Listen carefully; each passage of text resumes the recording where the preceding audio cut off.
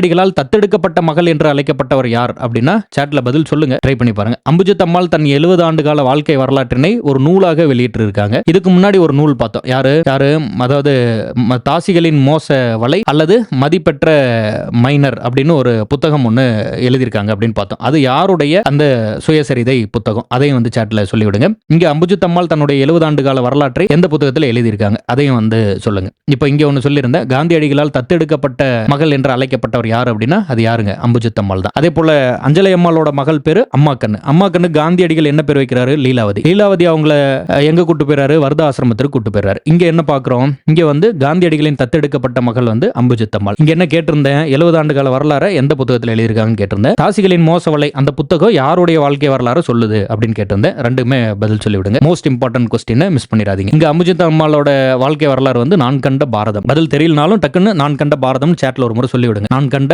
பாரதம். And இங்க தாசிகளின் மோசவலை யாருடைய புத்தகம் கேட்டிருந்தோம். இது இந்த தேவதாசி முறைன்னு வந்துட்டாவே மூவலூர் ராமமிர்தம் அம்மாள். மூவலூர் ராமமிர்தம் அம்மாள். இன்னும் 10 முறை கூட ரிப்பீட் பண்ணுங்க. இதுக்கப்புறம் இந்த கிளாஸ் முடிச்சுட்டு போனீங்கன்னா உங்களுக்கு வந்து அந்த பாயிண்ட் மறக்கவே கூடாது. 1883, 1886, 1890 தர்மாம்பாள் கடலூர் அஞ்சலை அம்மாள், 1898 தில்லையடி வள்ளியம்மை, 1899 1899 1899 அம்புஜத்தம்மாள். அப்போ 1886 முத்துலட்சுமி அம்மையார், 1890 தர்மாம்பாள் மற்றும் கடலூர் அஞ்சலை அம்மாள், 1883 மூவலூர் ராமமிர்தம் அம்மாள். இதை சொல்றதுக்கு தயக்கப்பட்டுட்டு 10 தரம் 20 தரம் 30 தரம் கூட சொல்லுங்க. அது சொல்றதுக்கு தயக்கப்பட்டுட்டு மறந்து போயிடாதீங்க. இப்போ இந்த வகுப்பு முடிக்கும் போது இந்த விடுதலை போராட்டத்தில் தமிழக பெண்களின் வரலாறுன்னு கேட்டா இப்போ இதுல இருக்கக்கூடிய அந்த பாயிண்ட்ஸ் எல்லாம் எதுவுமே மிஸ் ஆகாம ஷார்ப்பா மைண்ட்ல வந்துடணும். அந்த அளவுக்கு ரொம்ப ஸ்ட்ராங்கா வந்து நீங்க வந்து இதை ஞாபகம் வச்சுக்கணும். மிஸ் ஆகக்கூடாது. நான் கண்ட பாரதம் பார்த்தோம். ஆண்டு வந்து 70 ஆண்டுகால வரலாறு சொல்றாங்கன்னு பார்த்தோம். அடுத்து 48 எந்த அமைப்பை தேனாம்பேட்டையில் நிறுவி இலவச பால் மருந்து